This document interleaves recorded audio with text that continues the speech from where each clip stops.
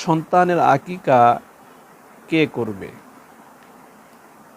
সন্তানের আকিকা সাধারণত করার উচিত হচ্ছে যে নিজ পিতা মাতার আকিকা করাটাই এটাই নিয়ম। এখন যদি নিজ পিতা মাতা অক্ষম হয় তাহলে তার দাদা করতে পারে, দাদা যদি অক্ষম হয় তার নানাও করতে পারে, কোনো অসুবিধা নাই, ইচ্ছা করলে করতে পারবে।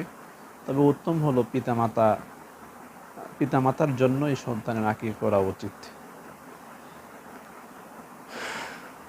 এরপরে হচ্ছে সন্তানের আকিকা কি একের অধিকবার করা যেতে পারে? ধরে নেন কোনো ব্যক্তি তার সন্তানের জন্য একবার আকিকা করেছেন, আকিকা করার পরে আবার দ্বিতীয়বার কি এই সন্তানের আকিকা করা যাবে কি যাবে না? না, এই প্রশ্নের উত্তর হলো না। একের অধিকবার আকিকা করার নিয়ম যেহেতু কোরআন হাদিস কোথাও নেই, এই জন্য একের অধিকবার আকিকা করা যাবে না। এরপরে আরেকটি গুরুত্বপূর্ণ মাসালা হচ্ছে